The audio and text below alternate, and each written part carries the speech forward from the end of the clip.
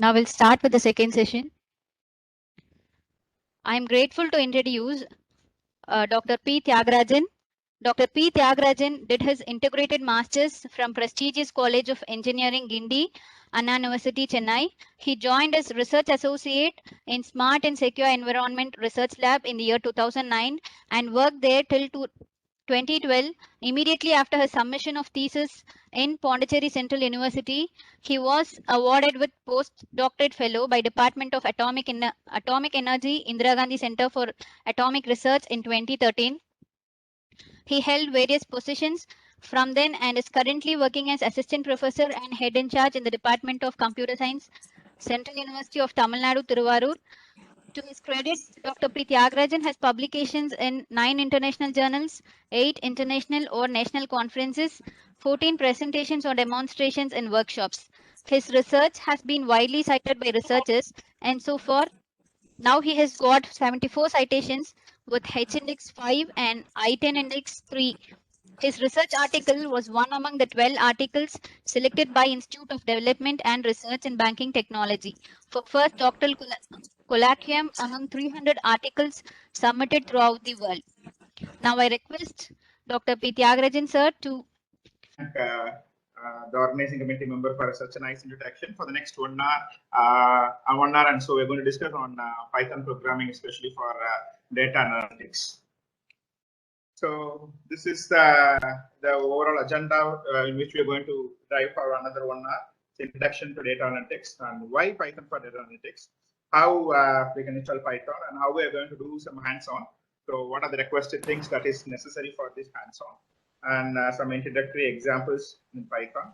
So some of the library introductions like NumPy, Pandas, and how we can load the data, store the data, and get the data from different file format. How we can deal with data wrangling, like clean the data, transform the data, merge the data, and reshape the data. And at last, in the for afternoon session, we're going to discuss some of the project, and we're going to do the project data analytics in the project using the Python. This is the agenda. So before diving into directly the Python, let me give some basics, and then we can connect that with the Python. So the morning you had, I hope you had a nice lecture by Professor T.B. Geeta on data sciences.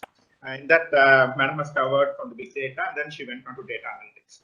So I will just quickly summarize what is the big data. So in this world of internet, and now slowly we have internet connected to things, and having ventured the internet, the nook and corners, we have large number of data, huge number of data, and these data are unstructured or semi-structured, and the data is being originated from things to internet. So if you see the data has been grown from petabytes. Petabytes is nothing but 10 to the power 15, and now we are actually surpassing this iota by 10 to the power 24. So we have a huge number of data, so petabytes, exabytes, yottabytes of data. And having the data from all corners of the world, we have transaction data, social media data, enterprise content, we have these IoT sensors data, mobile devices data. What we are going to do with that? So with that comes the role of data science and data analytics. And for example, in the last 1 minute, if you take a quick statistics, it says that 204 million emails have been sent, and 61,000 hours of music. I may request the participants to kindly mute. Aurora, can you please mute? Garima, Aurora, please mute yourself. And 20 million photos has been uploaded and viewed. There are 1 lakh tweets in a minute and 6 million views, and 2,77,000 Facebook has been logged in. 2+ million Google searches has been done throughout the world, and 3 million uploads photos has been uploaded on the pickup. So this is a quick rewind of how the data has been generated per minute. So having this kind of data, so how we are going to deal with it, and what are the characteristics of this big data? So if you see, there are 3 main characteristics, which is nothing but volume, variety, and velocity. So the volume always says that how much the data has been growing in leap and bounds from various parts of the world. And second is that velocity. Velocity is that number of data that is flowing in per quantity of time. So what is the speed of the data that is being pouring in, contributing towards the big data. And third one, we have the variety. As I said, since we have data from all possible things, like we have Internet of Things data, we have mails being sent, pics being posted, and we have photos being uploaded. We have data of a variety of kinds. We have JPEG, we have audio file, video file, and we have text data. All these things will contribute to the big data. So these are three main characteristics. So when you go into deal with this data analytics or data sciences, we have to deal with all kind of data, not only with the text. We have to deal with images, we have to deal with audio. So these are the three main characteristics when you talk about the big data. So which source of data represents the most immediate opportunity? So if you see from the chart which is presented by the Gartner in the webinar on May 2012, it says that the data which is the most immediate opportunity is nothing but dark data, and the more data is from the customer and suppliers are the data that represents the most immediate opportunity. And the rest of the data has social media content, which contributes 16%, commercial available data, which contributes 4%, and the publicly available data is contributing 4%. If you take the top two things, which is having a lot of potential for the business revenues, this is for dark data. So what is a dark data? So the dark data is nothing but the data which is being collected, okay, from the organization and processed. And after processing for the specific purpose, they're going to collect the data. After processing for the specific purpose, these data are stored dormant and they have not even utilized for the business insights. So those data we call as a dark data. So that I have given a quote over there. What is a dark data? Operational data that is not being used. So, for example, consulting and market research company Gartner describes the dark data as information and assets that the organization collects, process, and store in the course of the regular business. So they have collected the data for a particular purpose, but the due course of time after the purpose has been solved, they are not trying to exploit data for the other venues. So those data are known as the dark data. And another data which is having a lot of potential for the business revenue is nothing but data is which you got from the customers and the suppliers. So that's most important data where we can do wonders is perspective of the business. Next, we're going to see what is the biggest opportunity of the big data in organization. So if we have a big data, you have a large size, you have a huge size of the data. And with the data, what are you going to do? What is the end result that we are going to do from this big data? So if we apply the proper AI machine learning techniques, so the outcome will be like decision making will contribute 43%. Like we can find some patterns from the data, and we can make use of that pattern to make some decisions for the future. And this big data which is being collected can also be used for this process automation. So that's for 12%. And 45% it is used for insight discovery. So insight discovery, it is again detailed by we need to find the unknown patterns and to find some insight that may lead to a new business development. So these are the biggest opportunities that we may get from the big data. So 85% of the Fortune 500 organization is unable to exploit this big data. And this business analytics, this data analytics, if you properly apply on the big data, and they may explore, they may get into the another business avenue which may get a huge profit. So the business analytics need will drive 70% of the investment in the expansion and modernization of information structure. So we are not starving of data now. Living in the information world connected with the internet with high speed, we are not now starving of the data. The only thing which we are starving is that we need a proper data analyst to explore the data and to give a new business direction, new business insights for the companies to sign on. So the biggest opportunity from big data has been classified into 3 different things. And again, this has been taken from the paper. Please, if you can read this, please, you'll be happy. Like getting value from the big data by Gartner. It's such a nice paper that is available. You can please download whenever you find free time. And so now we have seen the big data, and we're going to see what are the different types of data that we're going to include. So as I said, the big data contains of many types. It can contain audio, video, text, many things. But slowly we are now going to the data analytics with respect to only the data where you can store in a table like data frames.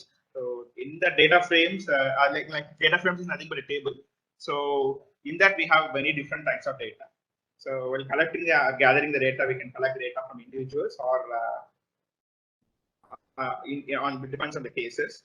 And the data will be the data which is collected.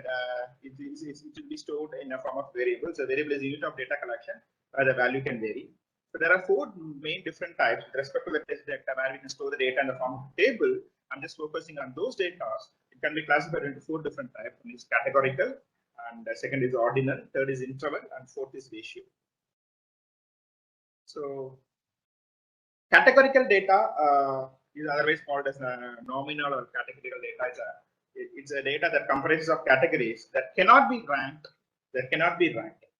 For example, some of the example of the categorical we can say is that customer's location. Or customer can be from America, Europe, and Asia. Or we can say on other categorical data is nothing but employees classification. Like we have manager, supervisor, associate. So these kind of data are known as categorical data. So in this categorical data, one more point to be noted is that we cannot apply any mathematical operations. So no mathematical operations can be performed on the data to relate each other. We cannot apply any mathematical operation, especially to relate the data with each other. So this is the categorical data. Nominal data, it's another type of categorical data, is nothing but what is your gender and did you enjoy the flea? So this is nothing but nominal data. So in nominal data, the answers to the questions will be given in the predefined format, and the answers to strictly to be adhered to the format which is defined. So system for measuring the nominal data, make sure that each category is mutually exclusive, or the system of measurement needs to be exhaustive. So the option which is given for this question should be mutually exclusive. So both should be independent of each other. And generally, if your question has only two options, only two responses can be given for the question, then we call that as a dichomatrix. Next, we have ordinal data. So this ordinal data, a response for that question can be given in many different ways. So ordinal data is the data that comprises of categories that can be ranked in order. So as I said, we can rank how satisfied are you with the level of service you receive. So if you see here, there are 5 different options which we can give. Very satisfied, somewhat satisfied, neutral, somewhat dissatisfied, and very dissatisfied. So the ordinal data comprises of categories that can be ranked in order. We can say that very satisfied as 5, and somewhat satisfied as 4, neutral as 3, somewhat dissatisfied as 2, and very satisfied as 1. So similarly, with the nominal data, the distance between each category cannot be calculated, but the categories can be ranked above from each other. Like always, we categorize very satisfied as 5, and we can categorize in the descending order. Hello.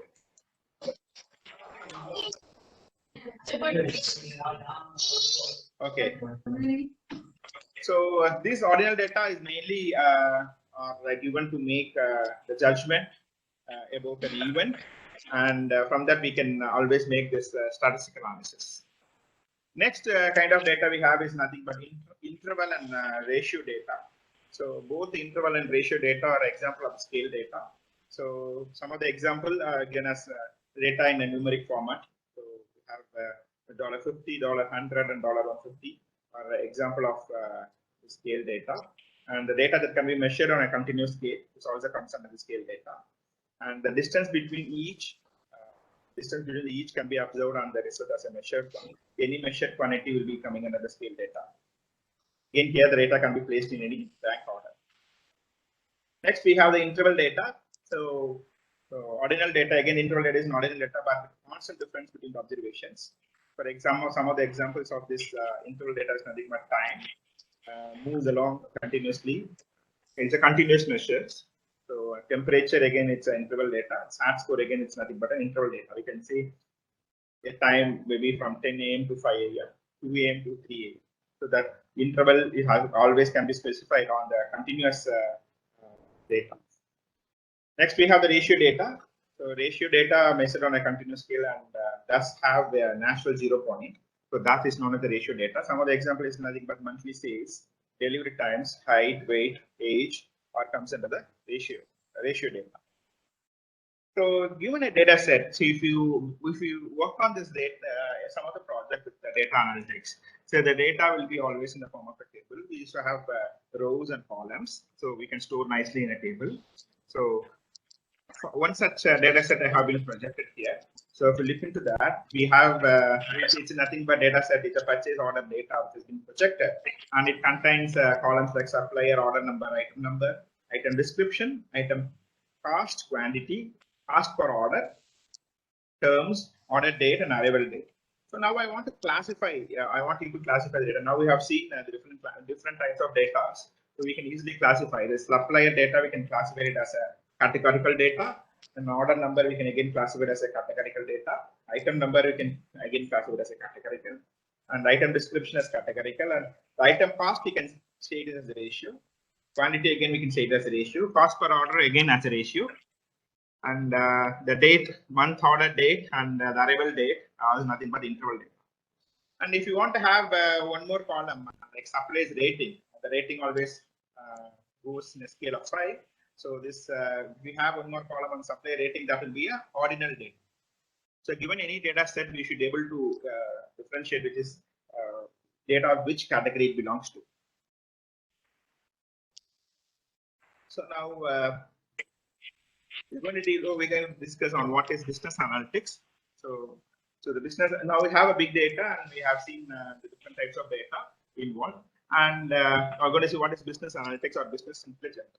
It's a broad category of applications, technologies and process for gathering, storing, accessing and analyzing data.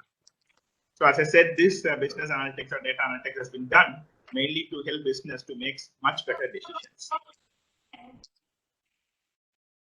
So these are the different phases of analytics model which is available, starting from information to optimization.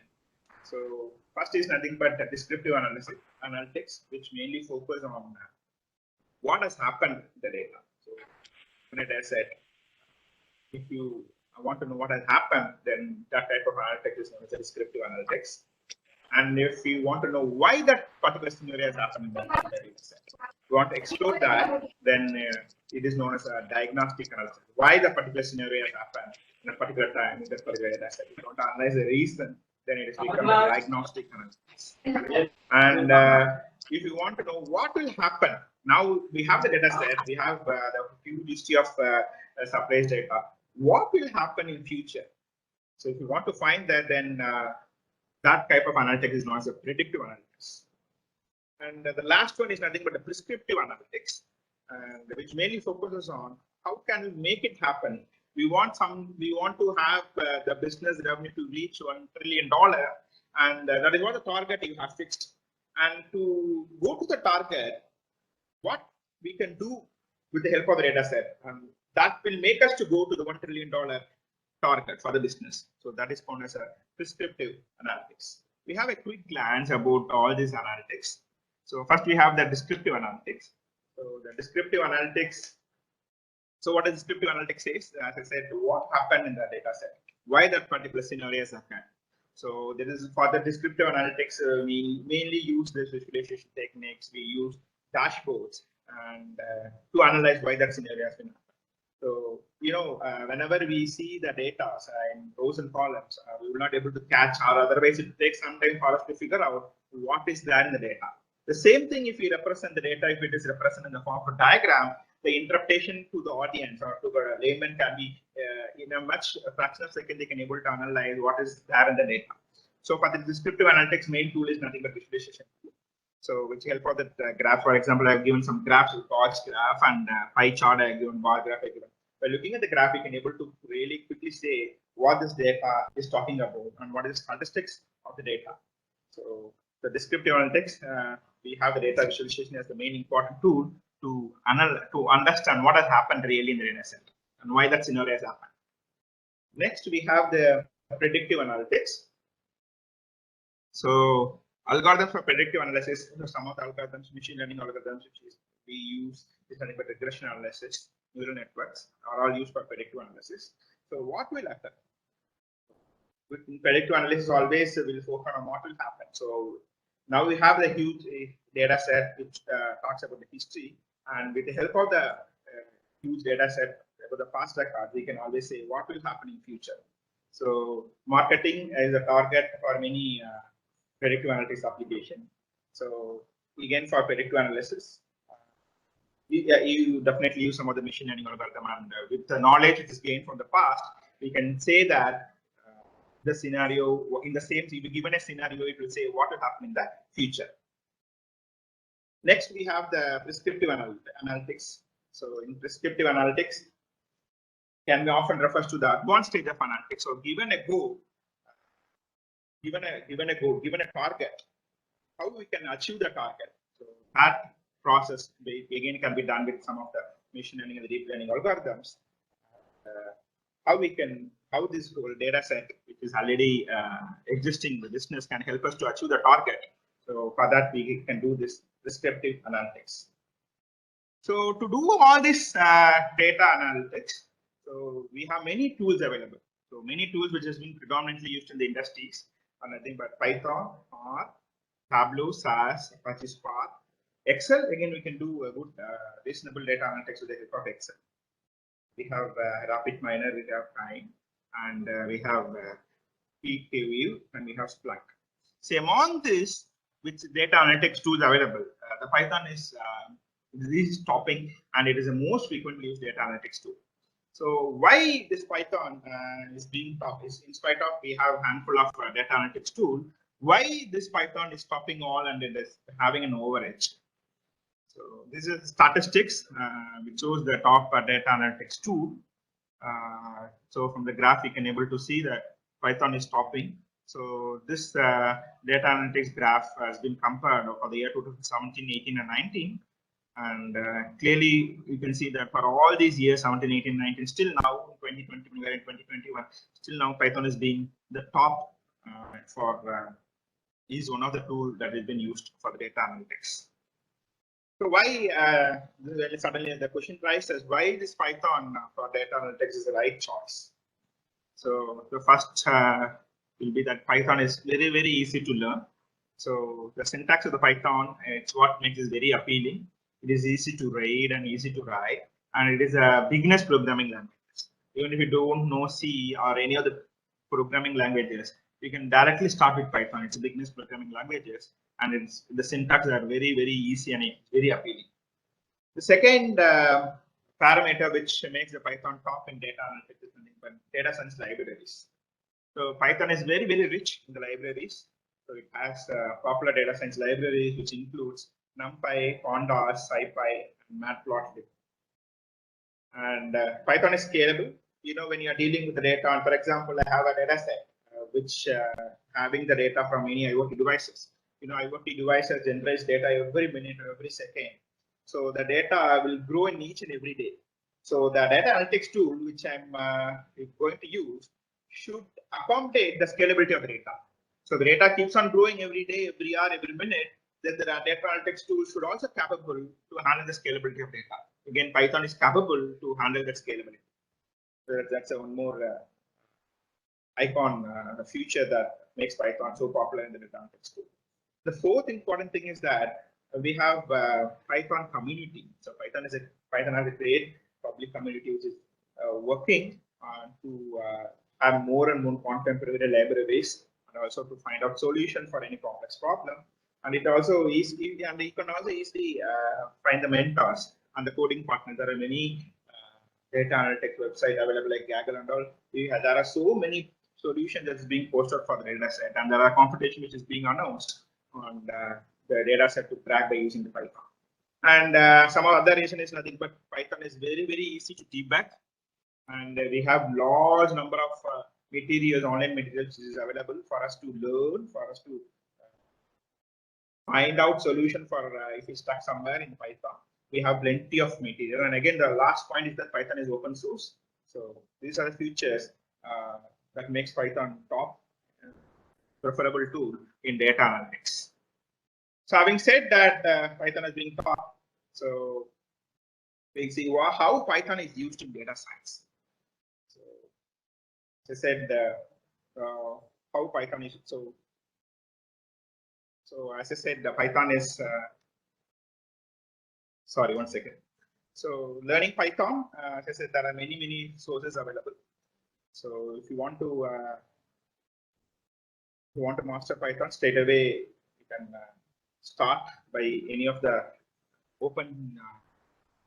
There are many sites available. You can directly download the IDE, or you can always use this Jupyter Notebook online, which we are going to use for the practical session, which is scheduled afternoon. So directly you can fetch in. Initially, for accessing this Python, especially when you use in data science, you should have a data set. So the data set should be ready. And there are many, as I said, there are many libraries which is available like Pandas and NumPy. And there are many visualization tools available with the help of the library like Seaborn and Matplotlib. And Python is very also rich in the machine learning library. So what name any algorithm in machine learning, this library is available. You need not code for these algorithms. So these libraries are very well defined. Only thing is that you have to import the particular library and you have to use the particular machine learning algorithm to get the insights from the data. So now you may think like how to learn the Python for data science or data analytics. So first thing is that we should know the fundamentals. We should know some syntax. And second thing is that you need not learn the Python completely, then you have to venture into the data analytics. So you have to dive into the swimming pool to learn this. The same concept holds for Python. Only thing is that you have to know the little bit of basics. After learning the basics, you can directly jump into the data analytics project. So you can learn the required things as and when it is required. Only thing is that basic fundamentals like what are the data structures available, what are the loops available, what are the conditions available. Those things you should know. And directly, you need not master all concepts in Python. Directly, you can jump into the data analytics project. You can take a small project and you can work on it. And as and when you require some new things, you can learn and you can always work on it. So third is that you have to learn what are the data science libraries available. So knowing the library is very important because as I said, you name anything in Python, we have a library. Example for machine learning and for any graphs, you have the library available. So you should know what are the libraries available.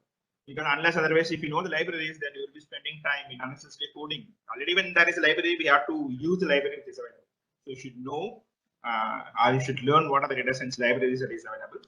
And you have to build the project and you have to explore.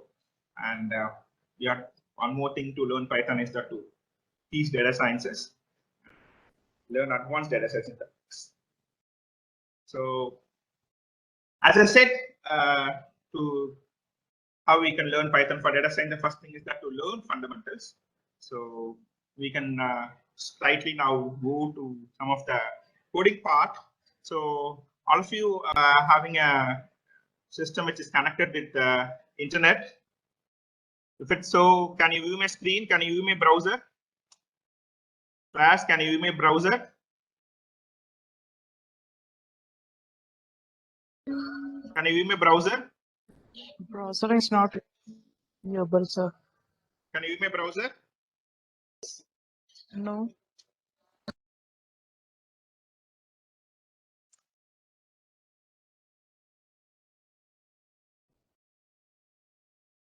Okay, my browser is visible? No. No, sir. Not No, visible. sir.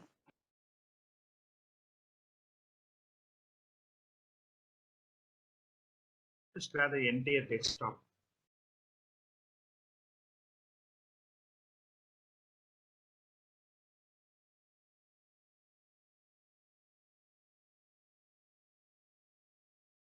Now it is visible? Now it is visible, sir. Okay. Please, if we have a browser connected with internet, please type Jupyter.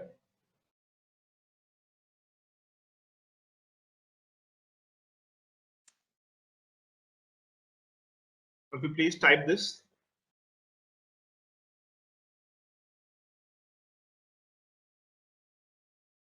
As please type Jupyter Online Notebook and we'll have the Jupyter.org link at the first. Can you please click that?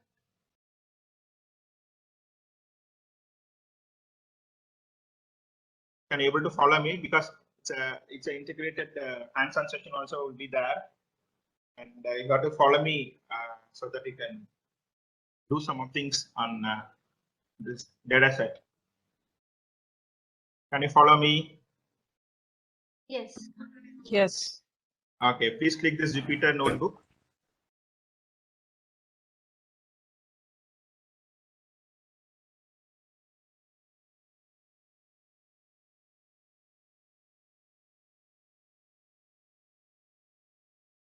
it will navigate to the web page like this. And then you have to click on trying it in a browser. You have to click class. Yes, sir. You have to click.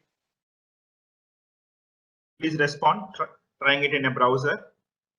And if you click that, then it will open a web page containing this many icons like Try Classic Notebook, Try Jupyter Lab. So in that, you please click this Try Jupyter Lab. Click this Try Jupyter Lab.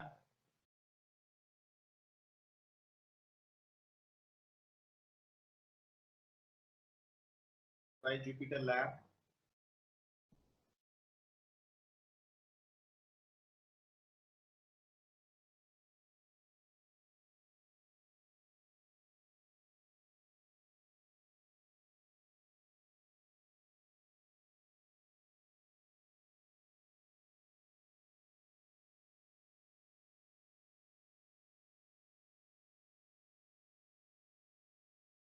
My internet connection is slow, but then it's saying that too many users running as it up.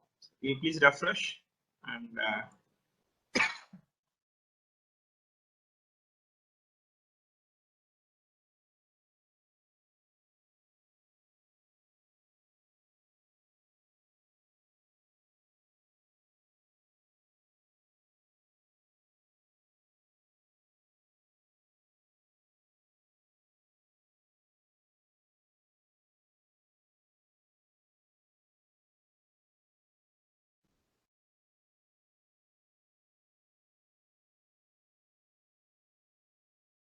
it will take some time. And as I said, my internet connection. All of you got this page. So it will say, it will ask for whether you want to open the notebook for Python 3 or C++ 1140. So in that, I'm just clicking this Python 3 class. So if we got this,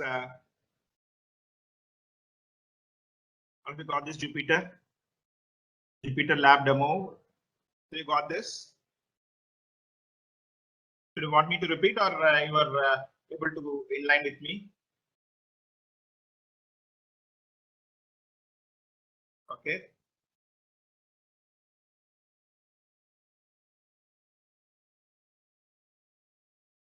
So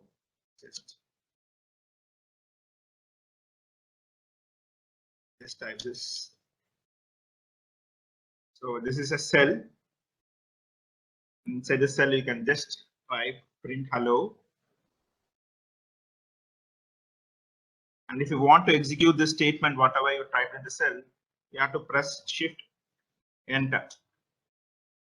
If you keep the cursor on the cell in which you want to execute the statement, then you please type Shift Enter. And if you type Shift Enter, you can see the output over there, which is below the cell. The cell is a space where you can type the code, and below the cell, if you execute a particular cell, you can get the output immediately below the cell.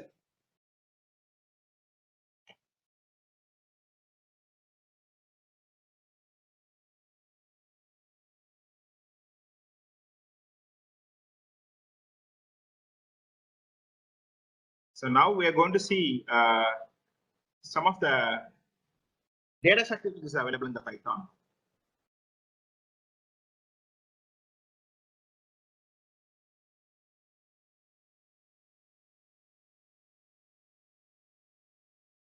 So I have already have the file. We'll just open it.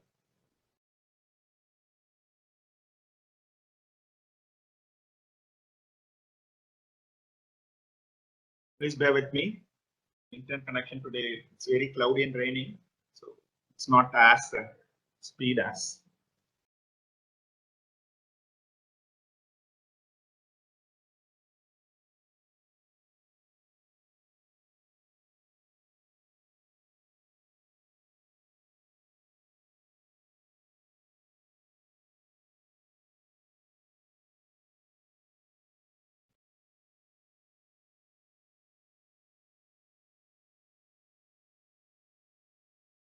as and when I discuss, you can please type in the same in the Jupyter and you can execute. Okay. So there are actually 4 data structures, main data structures in Python. First data structure is nothing but a list. So list is the most versatile data structures in Python. So the list will be always encompassed with the square bracket, and the elements inside the list will be always separated by the comma. A list can contain data type of any type. I can type a number. I can have a string inside the list. I can even have a character inside the list.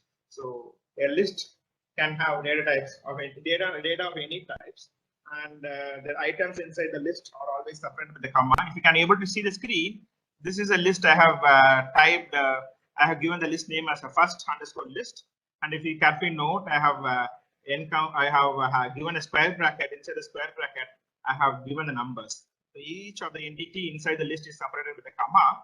So here I have taken the integer and I have enclosed in the list. But then generally a list can contain any data type. It can contain character, it can contain a string, it can contain a number. So I have created here the first list, and then I'm just trying to print the list. So for printing it, you have to use the syntax print, and you have to use the normal brackets, and then you have to give the list name. Here the list name is nothing but first underscore list. So please give print of first underscore list. I hope you are all in tune with me. Can I proceed? Yes. So please do as and when along with me so that we can cover many of the things possible. So this is a list data structure, and I want to execute this. So when I want to execute this, I have to press Shift Enter. If you press Shift Enter, then I can able to get the list is being defined. I'm just printing the list. So it is nothing but a list which is encompassed the square bracket. I have the numbers 1 to 10 separated by the comma. And we can easily access the elements in the list with the help of the index. So the index for 1 is 0, and index for 2 is 1, and similarly the index for 10 is 9. So if we want to access any element inside the list, I can always use the index to access the particular element in the list. So if you want to access the first element, as I said, the index of the first element is 0. So you have to use the syntax like print first underscore list of 0. So if I execute this statement, first underscore list of 0, it will give the element which is there in the index 0. At the index 0, we have the element 1. We'll just print 1.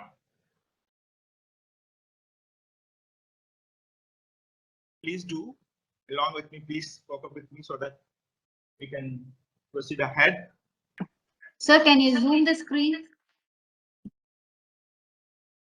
Is it okay? Yeah, now it is fine. Yeah. Please work up with me so that we can able to cover the maximum thing.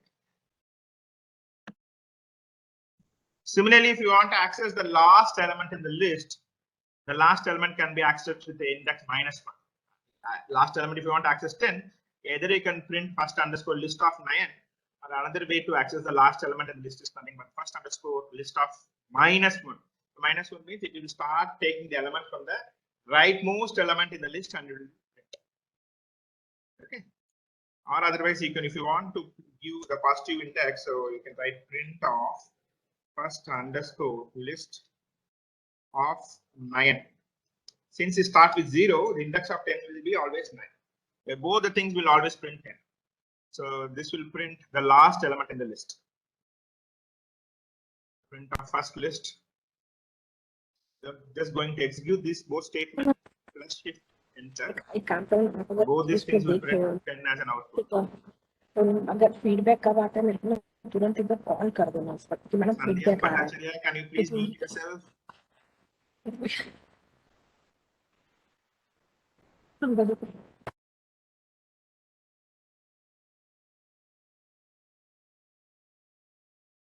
One more most important characteristics of this list is that the Python lists are mutable. Mutable in the sense that we can able to change the element in the list at any point of time. If you want to change any element, you can always do that, so that we can say as a mutable. So for example, instead of 1, So see, this list contains 1 till 10, but then instead of 1, I want to have 21. Imagine that instead of 1, I have to want to have 21. Yes, you can always change the elements in the list. So lists are always mutable. So you can able to change any element in the list. So if you want to change this one, first of all, I need to locate the one. Always I said that any element in the list can be accessed with the help of index. So the index of 1 is nothing but 0. So I want to change the element which is there in the index 1. I want to change this 1 as 21. So I can change the list element with this index. So with the help of index, we can go to the location. So first underscore list of 0 is equal to 21. What I'm doing is that I'm going to the index 0. Index 0 is nothing but by the place we have 1. And in that place, I'm now substituting a new value called 21. So this statement will override the 1 to 21. And then I'm just trying to print the list, updated list.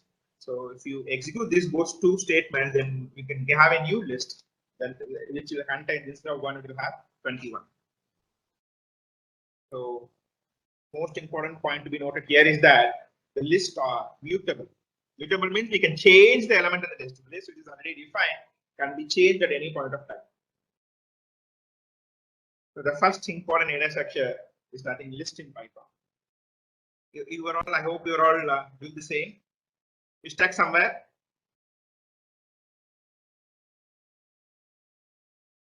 Okay.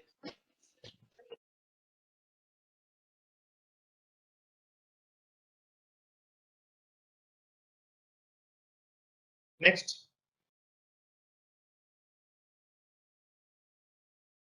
we have string. So I'm just defining a string. This time I define this string as first underscore str. I'm just defining a hello here. Double quotes. String can always be defined in double quotes or single quotes. String can always be defined in double quotes or single quotes. Here I have defined in double quotes. So if I start with double quotes, it's in double quotes, but double quotes and single quotes cannot be interchanged. So I can use single quotes also. That is not an issue, but you should not interchange, because if you use double quotes, it's also end with double quotes. So this is how we can define strings, and I'm just printing the string which is defined. So we will just print hello.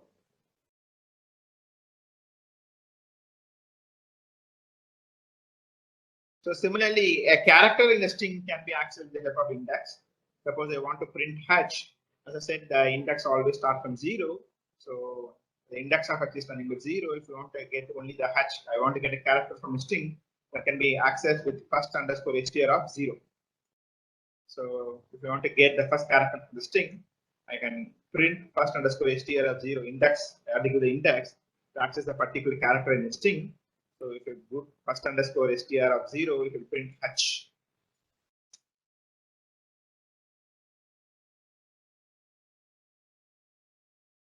Now instead of hello, instead of h, I want to change the h to z. So like how we did in the list, we can want to change the h, means h index is nothing but 0. Instead of h, I want to give z. So I'm trying to execute first underscore str of 0. Instead, I want to replace this h with z. So the new value is nothing but z that has been given at the right hand side. So that value is assigned to the index 0 in the first underscore str.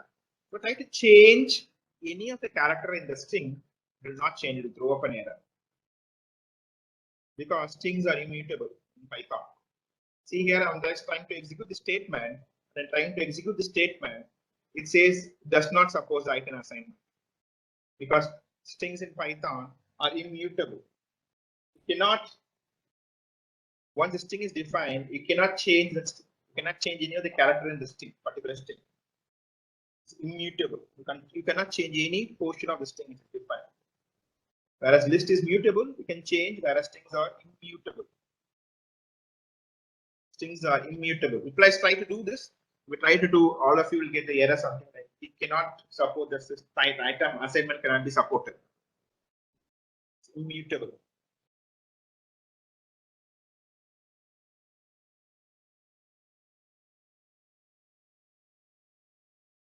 So we covered two data structures. One is nothing but list, and another is nothing but string. And we want to, you're on tune with me. Can I proceed?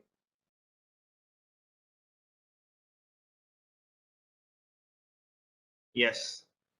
So next data structure we're going to see is nothing but tuples. So tuples will be always enclosed by the normal brackets. Tuples will be always enclosed by the normal brackets. So here I have given the tuple name as TUP, and I'm using the normal bracket as the syntax for the tuples. Like list, we have square bracket, and for the tuples, we have the normal bracket. In the normal bracket, so I have defined a tuple. So inside that, I can define the elements inside the tuple. So the element inside the tuples are always separated by a comma. See here, I given 11, 12. So the elements are separated by the comma. So I want to just print the tuples. I can use print of tup. It will just print the elements inside the tuple. So shift enter. So it will print 11, 12, 13, 14, 15. So again, if I want to access any of the NI elements inside the tuple, I can always able to access with help of index. So index is 11 is 0, 12 is 2, 12 is 1, 13 is 2, 14 is 3, and 15 is 5. So I want to now print 13. If you want to print 13, you have to give index as 2. So while giving the index, you have to use the square bracket. But while defining the tuple, you have to use the normal bracket. Please note on the syntax here. So if you want to access 13, you have to print tup of 2, which will always print 13. Again, I'm just trying to change the element inside the tuple. Suppose, for example, instead of 11, I just want to have 30. So I'm just use the same syntax like tup of 0. Tup of 0 is nothing but 11. Instead of 11, I'm just assigning 30 here. If we try to execute the statement, it will throw an error stating that tuple object cannot support item assignment. Like strings, this tuple is also immutable. Cannot accept any change. Cannot accept any change. Once you define tuples, you cannot change any of the item inside the tuple. So somewhere in your project, if you have a list and your list is not changing throughout the project, then it means that instead of list, you have to use the tuple. You have a list, and you are not changing any component in the list. Then the data structure which you put in the list is wrong. If you are sure about that the items which is not going to be changed, grouped together which is not going to be changed, then instead of list always you can give a tuple, because when you define the tuple, you cannot change the tuple later on. So if your list is unlikely to change in your project, then you should always use tuples instead of list. Class, I think I'm in tune with you because I cannot able to view anyone. I am assuming that you are all in tune with me. Can I proceed? Yes. Yes. So the next very important data structure in Python is nothing but a dictionary. Very, very important thing, and it's a very important and extensively used in all the data science project. So this is the syntax of the dictionary. So dictionary, we can say it's an unordered set of key value pair. So it's an unordered set of key value pair with the requirement that the key should be unique. So this is an unordered key value pair. For example, here see, I have a dictionary. The dictionary is always enclosed by the set bracket. List is always enclosed by the square bracket. Tuple is always enclosed by the normal brackets, and the dictionary is always enclosed by the set bracket. Please here, look here. The list dictionary is always enclosed by the set bracket, and this dictionary contains unordered set of key value pair. Unordered key value pair. So key value pair. So if you see here, each and every item inside the dictionary is separated by the comma. Okay, so this is one item. The brand and Ford is in one item, but this brand and Ford are separated by the semicolon. Colon. Similarly, model and training is another item in the dictionary, which is separated by the colon. Similarly, we have another item in the dictionary standing by year and 1964, which is separated by the colon. So before this part is known as key part, brand part is known as the key part, and Ford part is known as the value part. So the key and value comprises of an item in the dictionary, and this key and value are separated by the colon. And one more point to be noted in the dictionary is that the key should be unique. The key should be unique. See, the key this is the key here. This is key value. Brand is a key, Ford is a value. Model is a key, Mustang is a value. Year is a key and 1964 is a value. So the key should, inside the dictionary should be unique. So this is how you will define dictionary in Python. So I'm just defining this dict. You see in the set bracket, I'm having this key value pair. Each and every key value pair is separated by comma. Is it okay? I'm just trying to print this dictionary. So I'm using print bracket this dict. To print this, it will always display as a nice thing. Key value pair. It will display all the key value pair nicely in a single row. So this is how we will define dictionary. And I said 3 important points to be noted. The dictionary is always enclosed inside the set bracket, and each item in the dictionary will have the key value pair. Each key value, the key and value will be separated by the semicolon, and the key inside the dictionary should be unique. What will happen if you have multiple keys of same value? So for that, I have another dictionary here. See, in that here, I have 2 values. Year, key is a year, and I have 1964. Another key also the same year and 2020. If I have 2 keys of same, see here, year, I said that key should be unique, but I'm just violating it and having keys which is same year, year 1964, year 2020. If I have 2 keys and if I want to print this dictionary, please print this dictionary. If you print this dictionary, the latest key value pair for the year will be taken into account, whereas year 1964 will be ignored. The latest value for the key will be taken into account. The old value for the key which is being repeated will be ignored. The keys are matched in the dictionary. The latest value for the key which is being appended, that will be taken into account for the value. So instead of 1964, it will be overwritten as 2020. That's why I said the key should be unique in the dictionary. I think I'm a bit slow to accommodate you to my face. Is it okay? Should I go in the same phase?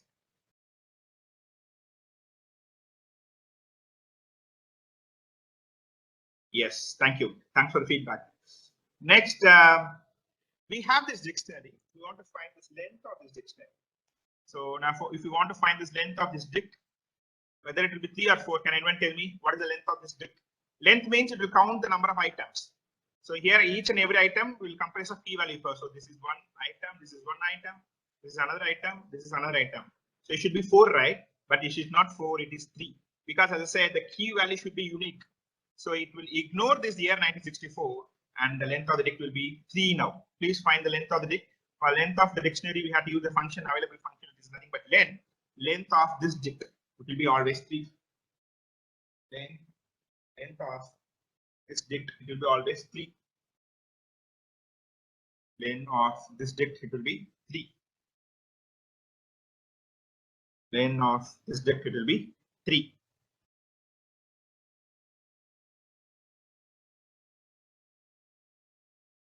Similarly, you can find the length of list, and you can always find the length of tuple.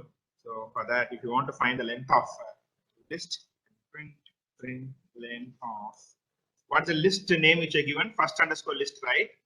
Yes. First underscore list.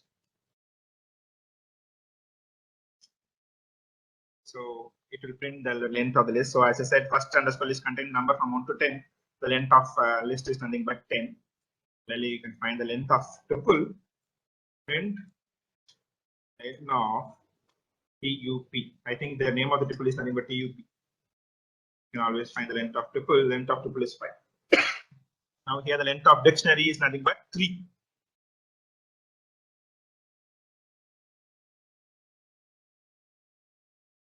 Okay, good. You can always find the data type of a particular variable. Suppose I'm having a data set, huge data set. I just want to find data type of a particular column. Imagine I have a data set which contains 100 columns. So instead of examining each and every column to find the data type, I can always use a function available which is in the Python to find the data type of a particular column. Similarly, we can type a data type of a variable. So now we have a list variable. The list variable is nothing but first underscore list. Tuple is nothing but tup. and dictionary is nothing but this dict. So if you want to know what is the data type of the variable, you can always use a function type. So to understand the type of the data structure, always you can use a function type. So this dict, I want to know what is this dict. So I will just print type of this dict. This will return what is the type of this dict. So this dict is nothing but a dictionary. So let's see what is this function returns. Print type this dict. If we execute this, it will say that this dict is of dictionary type. DAT means dictionary type. Similarly, if you want to find the data type of TUP is a variable, okay, tuple variable. I want to find what is the TUP of. So I want to use print type of TUP. It will return class tuple. It means that it will say the TUP is of class tuple. Similarly, I can add. I want to find. I want to find the type of. I want to know first underscore list. I want to know what is this type. So we know it is a list, but we'll see what is Python source. So I want to, when I say print type of first list, it will throw this first list is of list data type, this data structure. This type is a very important function to understand, to find out what data type that particular variable is. Okay. Now we are seeing the dictionary data type. So as I said, the dictionary data type is an unordered set of key value pairs. The requirement, the key should be very unique, and always dictionary should be enforced in the set bracket. Now I want to get value of model. So this is the dictionary we have. So now I want to get value of model. What is the value of model? So this model is nothing but a key, and the value of the particular key is nothing but Mustang. I want to get the value of model. So in order to get value of model, you have to use the syntax x equal to this dict of model. If you store this dict of model will return the value of model, and that will be stored in x. So the value of this dict of model will be stored in x. I can print x. So if I execute this statement, the value of the model is nothing but Mustang. That will be printed. That will be printed. I hope I'm slow enough for you to capture. All of you trying to execute this code?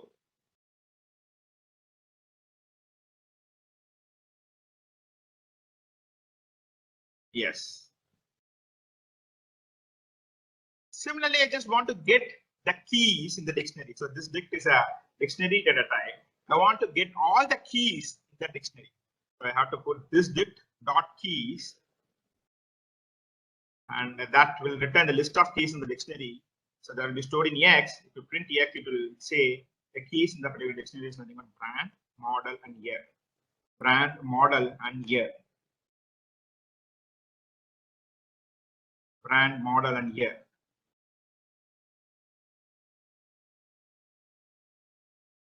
Similarly, you want to have the list of values in the particular dictionary.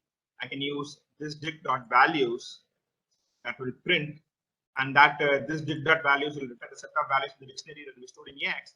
Print of X will print the values in the dictionary. What are the values in the dictionary? These are the values: Ford, Mustang, and 2020, right? Other values. Because we updated 9.4 2020, we can always print the values. Okay. So now we have this dictionary defined. So now I'm changing this dictionary. I'm just changing that as to a car. So now I have a new dictionary called car. The brand is nothing but Ford. Model is nothing but Mustang. Year is nothing but 1964. Suppose I want to add a new key value pair to the dictionary. Like we can add a new item to a list. Can whether we can add any item to the tuple? We cannot add any item to the tuple because tuples are immutable. But we can add an item to a dictionary. Always, if you want to add a new key value pair to a dictionary, we can add. Like in a list, we can add any new element. Similarly, we can add any new key value pair to a dictionary. So how we can add a new key value pair to the already defined dictionary? So this is syntax. For example, I want to add a color key to a dictionary. I can just do this statement: car square bracket double quotes color is equal to 1. So this will print the new dictionary which contains a key value pair color and white.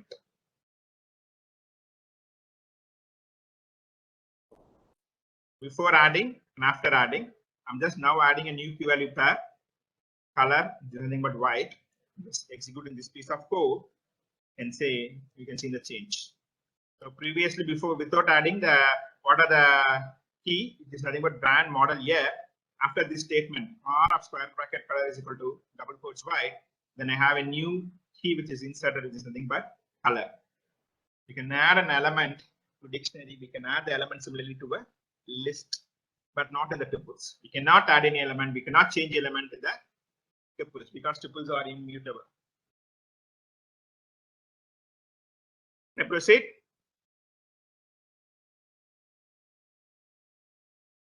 Can I proceed? Yes, sir. Yes, sir. Yes, sir. Okay. But so far now we have seen key separately, value separately, but then I want to print all this key and value pair put together, then I can use this item. So this dict.items, what does it do? To just return all the key value pairs, and I'm just printing an X. So this dict.items will print the key value pairs. Brand Ford, model Mustang, and year is 2020.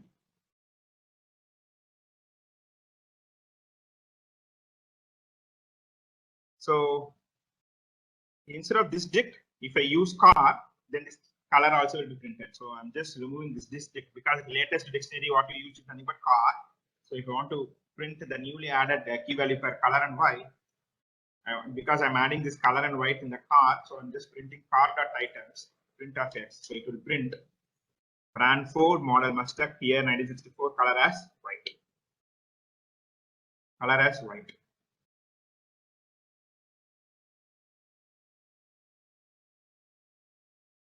So we have now seen, quick recap, we have seen list, we have seen tuple, dictionary, and we also see strings. One more thing, sets is there, but then we're not going to do that due to lack of time. And there's another data structure called sets, but that is not of that important for data analytics, so I have left it off. These three are very important data structures that plays a very crucial role in data analytics project.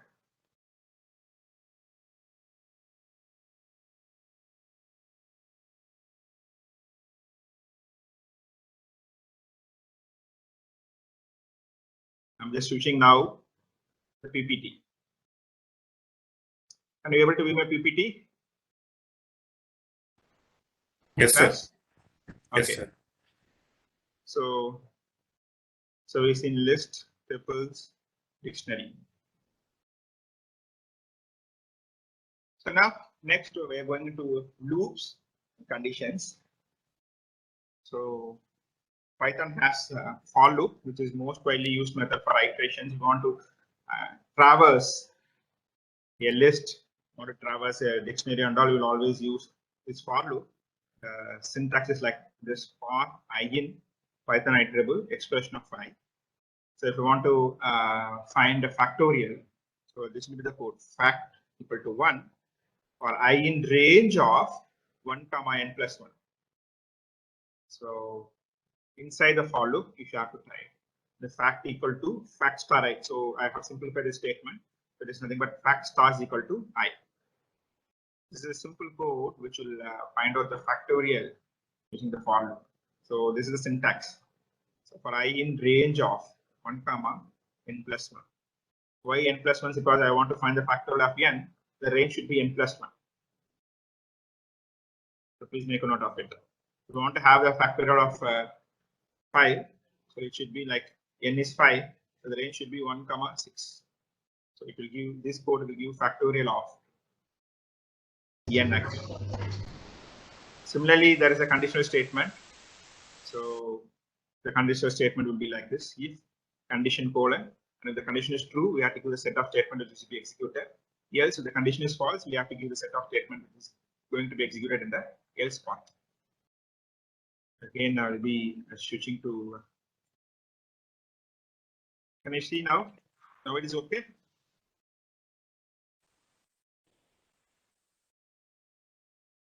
Is it okay? Yes. Yes, sir. It's visible now, sir. Yeah. So sorry for that. So this is a simple for loop in Python. So this is how the for loop will look like. So for I in range of 1 comma n plus 1. So fact, instead of that statement, I will just read it. It's a simple statement. Fact equal to fact star I. So print fact. So this print fact I have given inside the for loop. So here we don't have this curly bracket like C program and all. We will have this curly bracket like this, right? So here instead of that in Python we will have the indentation. Indentation means so we will not use this bracket actually. Don't put the bracket. So we'll use here indent. Indentation means the line which is line which is apart from the for loop. See here, the fact equal to fact star I. It's a little bit indented towards the right, and even similarly the print is also indented towards the right. So it means that these two statements are inside the for loop. So if I want to print something outside the for loop, then it should be like this: print of the final result of fact. This print is nothing but outside the for loop.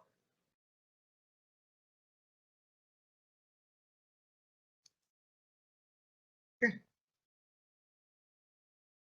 So this print is outside the for loop, whereas this two, which is indented towards the right of the for loop, is inside the for loop. You don't have the practice of curly braces here. So in Python, if you type the for I in range of 1 comma n plus 1 give semicolon, press enter, then it will always indent here. See it? Press enter, always it will indent. So this is how the for loop will look like.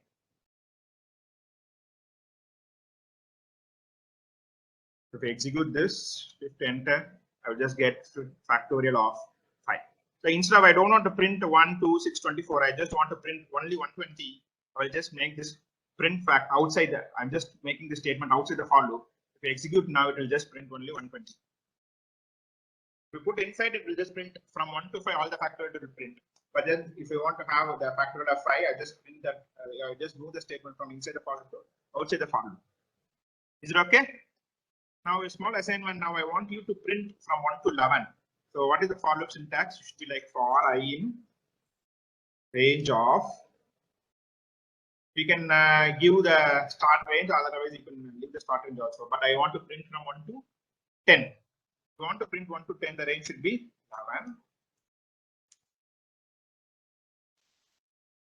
Print I.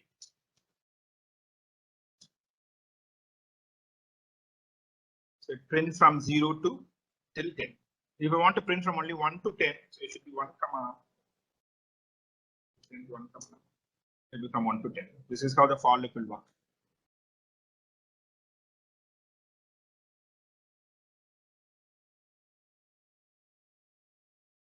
Can I proceed?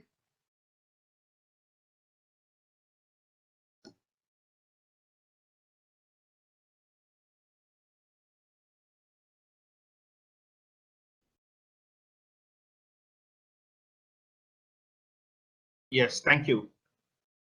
Now we are going to see the conditional statements in Python. So here I have a small piece of code which determine whether the given number is odd number or even number. So for that, instead of hard coding the input, I'm just getting the input from the user. To get the input from the user, this is a syntax: n equal to int of. Int means like, I will tell you why I have used int here. The syntax for getting the input from the user is something but input, and whatever the text you want to display for the user, that should be in the double quotes. So always this input will return data type of string. But then what the user enter the input here is number. So I'm just converting the string to the integer data type. So I have using the typecast here. So int of input of enter the number. This is the text that will be displayed to the user, and this input function will always return the string, but the string should be converted in integer before storing into the end. So I have used int of input of enter a number. I'm just want to check whether the given number is odd or even. So I'm just modulo 2, and this is equal to 0, it is even, and if it is not equal to 0, it is odd. So this is a piece of code for the conditional statement. So I'm just trying to execute this piece of statement. So since the input is required from the user, I'm just giving the input. I'm giving the number as 15. So number 15, it's nothing but odd. This is how this conditional statement works. Please type this piece of code.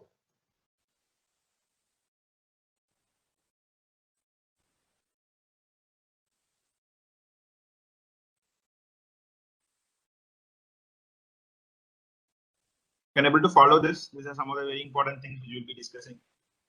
We have some couple of small projects by which we discussed data analytics. That will be going during the afternoon session. Is it okay? Can you able to get this? Yes. So one more, as I said, this Python is very, very rich in libraries. So we are going to see some of the important libraries that we are going to use the data analytics. So for that, you're going to see some very important like matrix multiplication. If you want to do the matrix multiplication, C and all, you have to write 6 lines of code. You have to use the 2 for loops, and you have to I, J, then you have to write the matrix multiplication. But then Python, as I said, is very, very rich in libraries. You can use the available libraries for using this matrix multiplication. I'm just giving one example. Okay, there are many libraries available, but to start with, I'm giving libraries is available for matrix multiplication. Similarly, if you want to draw a graph, beautiful matplotlib, you can easily draw the graph, histograms. And similarly, Python is very, very rich in statistical methods. Libraries are available for statistical methods, median mode, correlation, whatnot. We have huge libraries in Python for statistics also. So to emphasize and to show you some of the examples of how rich Python libraries, I have used this piece of code for the matrix multiplication. So here, as I said, this is a library in NumPy. I'm just from import NumPy I'm just importing this NumPy as NP. So I'm just importing this library, import NumPy as NP. So instead of typing NumPy, hereafter I will refer it as NP. And I'm taking a matrix A, which is nothing but 3 cross 3. And then I have taking a matrix B, which is nothing but 3 cross 4 matrix. I'm now going to multiply this A matrix with B matrix. So as I said, the Python is very rich in library. There is a already available method for matrix multiplication. The function is nothing but dot. This dot function is available in the library NumPy. So NumPy, I'm referring it as MP. So I'm just, before that, I wanted to define what is result. I said result is nothing but list of list. I'm defining a matrix as a list of list. See here, list will be always enclosed by the square brackets. I'm enclosing this as a square bracket. As I said, list can contain any data type. So inside the list also I'm containing a list. So this is each and every row will be represented as one list. See. Similarly, I'm defining a result matrix. So that will be, if you multiply 3 cross 3 matrix with 3 cross 4 matrix, the output will be 3 cross 4. There is a matrix multiplication rule. With that, I'm defining the result matrix. So it contains 3 cross 4. It's nothing but list of list. So now I want to multiply. So as I said, we have already an inbuilt function in Python NumPy package. So np dot of a comma b. If you use this library, it will just multiply this matrix and will throw an output. So I'm just executing this piece of code. So if we just simply use the library which is already available for matrix multiplication, I can get the result. See how simple it is. And another library is, as I said, is that matplotlib, which is very, very rich in drawing the graphs. So see what data structure is this? So I have a data which is nothing but C:20, comma C++ :15, Java :30, Python :35. What data structure is this? What data structure is this data? Can I type in the chat box? What data type is this data? What data type? Yes, it is a dictionary. So it contains key and value pairs. The keys are nothing but the courses, and the values are nothing but number of students who are enrolled. So from this dictionary, I'm just separating the keys and separating the values, and the keys and values are again converted into list. So here, this is the syntax.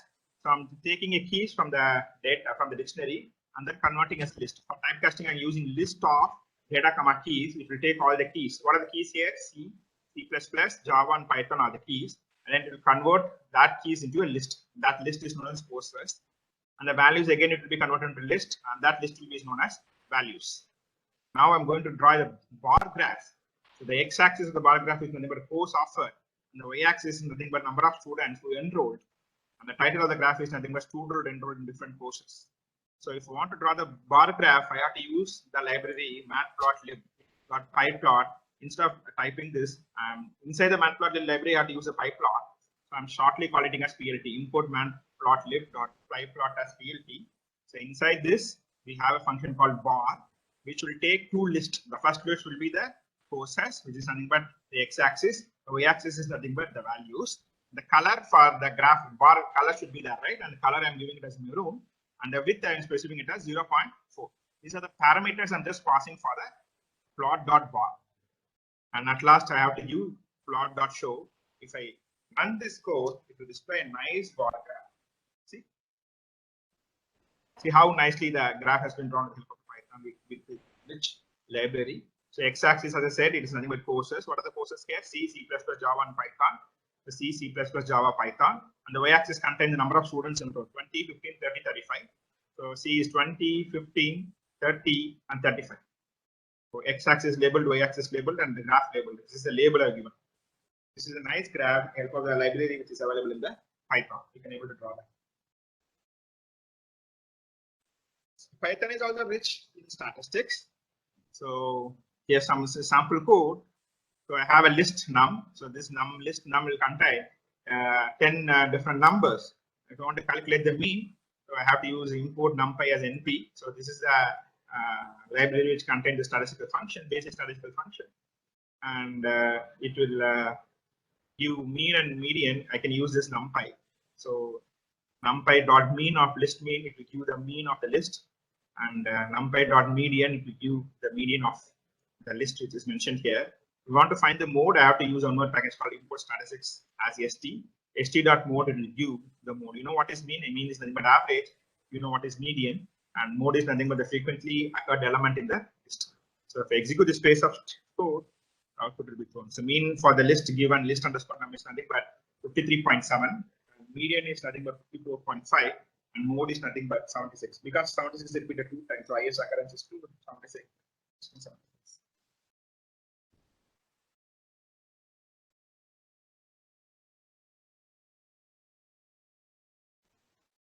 So these are some of the libraries I just wanted to show before venturing into the data analytics lifecycle.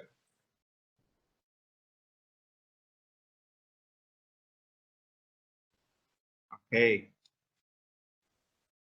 So we'll also see now some of the libraries we have seen is like NumPy, Matplotlib. We have seen. And now we will see what are the other different libraries available.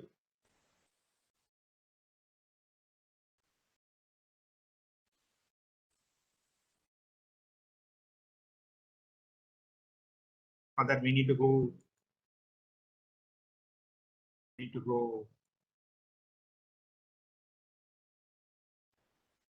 PowerPoint. PowerPoint is visible. Class?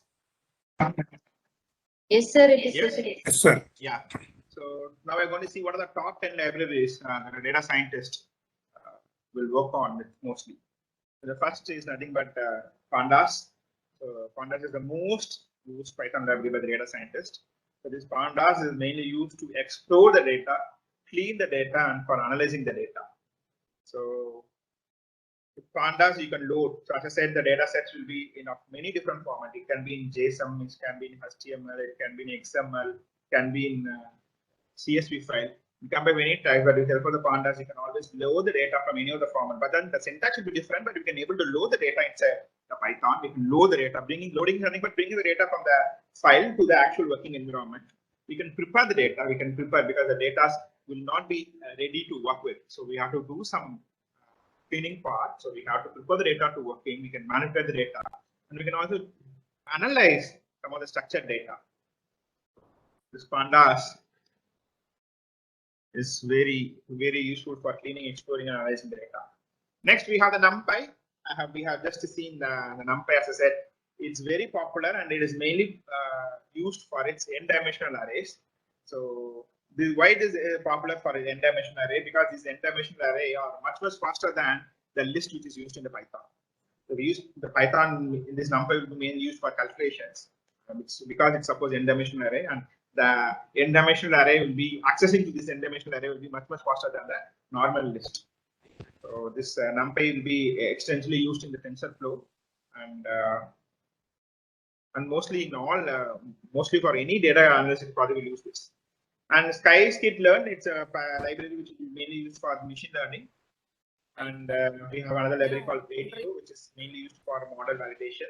And we have TensorFlow library, which is mainly used for neural network. Keras, library we use for mainly used for developing the deep learning models.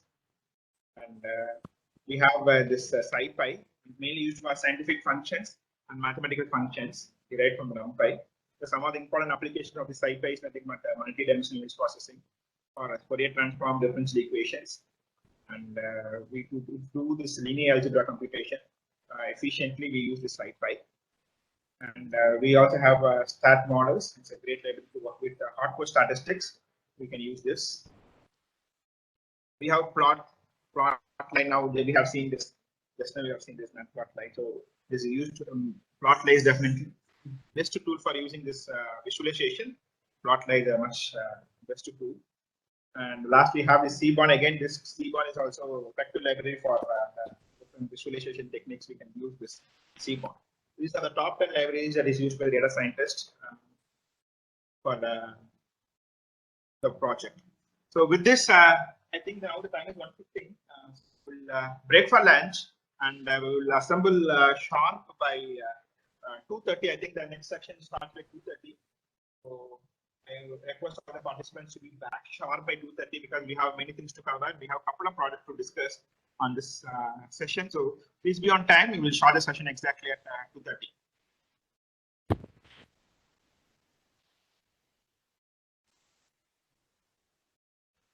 Organizer, you have any announcements? You have any announcements for the participants?